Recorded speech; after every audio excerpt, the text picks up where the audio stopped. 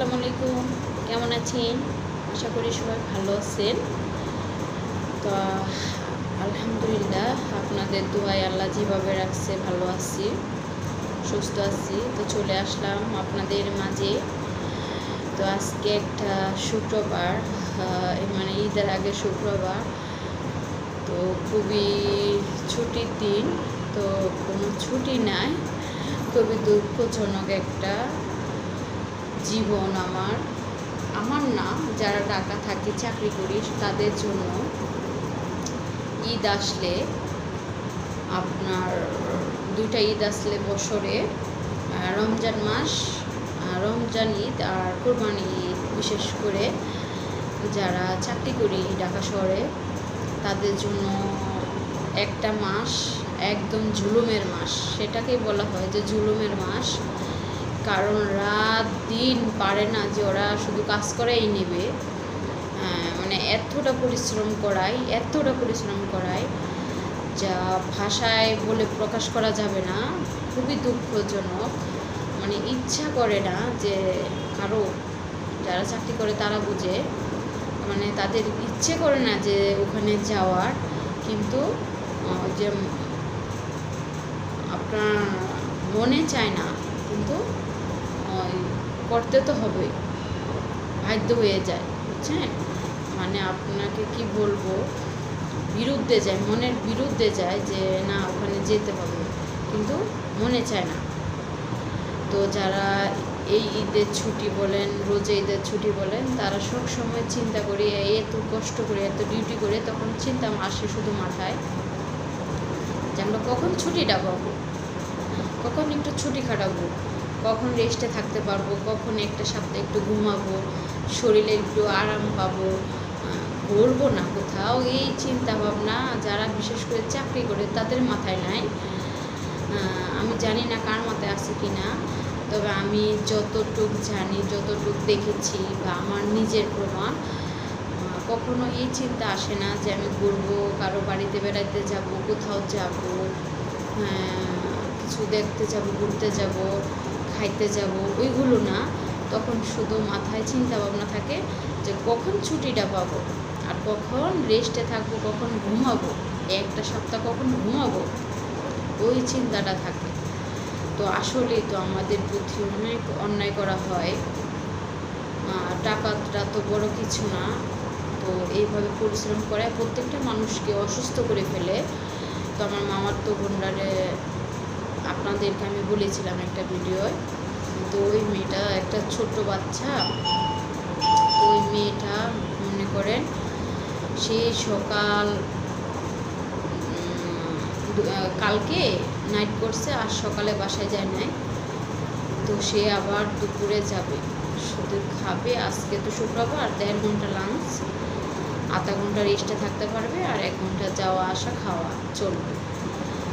তো এই মেয়েটা রাত দিন এইভাবে পরিশ্রম করে যাচ্ছে, মেয়েটাকে এখনও টাকা দিচ্ছে না।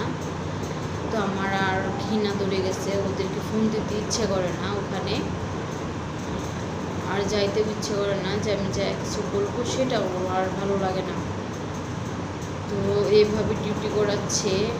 তো আমি শুধু চিন্তা করতেছি ও যেন অসুস্থ হয়ে না পড়ে। যদি অসুস্থ হয়ে যায়, ছোট্ট একটা বাচ্চা, বলেন, মানে যদি অসুস্থ হয় 10-15 দিন অসুস্থ হবে না, কারণ ওর অনেক শরীরে অনেক ঘুমের ঘাটতি, ঘুমাইতে পারে না। সময় কোথায় ঘুমানো, রাত দিন সে ডিউটি করতেছে একভাবে। খাওয়া দাওয়া, আমি আজকে ওর জন্য খাবার নিতে পারি নাই। তো আমি সকালে উঠছি, উঠার পরে ভাবলাম যে যেহেতু 1.5 ঘন্টা, তাহলে আমি রান্না বাড়া করে আসছি।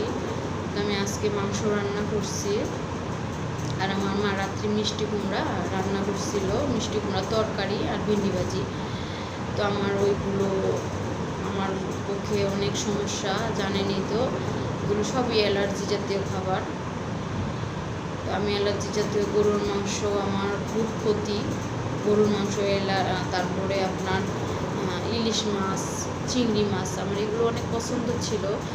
তো বাট আমার অসুখের জন্য আর অ্যালার্জির জন্য আমার মাথাটা পুরা, বিশ্বাস করবেন না, মানে চামড়া, বড় বড় এক ধরনের চামড়া উঠে, অ্যালার্জি, মানে অ্যালার্জি থেকে যতটুকু মনে করি, তো আপনার খুশকি না, অ্যালার্জি ওটা, মানে জায়গায় জায়গায় ফুলে যায়, তারপরে চামড়া উঠে যায়। তো প্রায় সমস্যাটা এটা হচ্ছে এদারিং, এটা এভাবেই ছিল।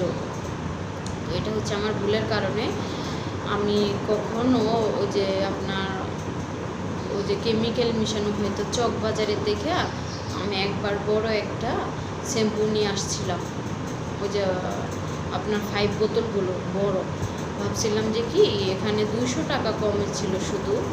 তো আমি ভুল করে, আমি তো ওখানে শ্যাম্পু ব্যবহার করি না, চক বাজার, তো ওখানে জিনিস নাকি 2 নম্বর থাকে আমি জানি না।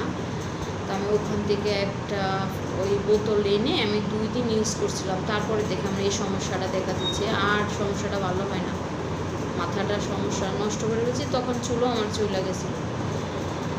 তো এখন তারপরে আমি 2 দিন ব্যবহার করে ওই বোতল ফালাই দিয়েছি, দেখি যে আমার এরকম সমস্যা, আমি আর ইউজ করি না। তো যতই এখন শ্যাম্পু দিই না কেন আমার ওই সমস্যাটা যায় নাই। তো দেখেন 2 টাকা বাঁচানোর জন্য কত বড় একটা ক্ষতি করলাম আমার। তো আমার এত সুন্দর শখের চুলগুলো আমার নষ্ট হয়েছে এই শ্যাম্পুটাতে, আমার একটা শ্যাম্পুতেই শুধু 200 টাকার জন্য।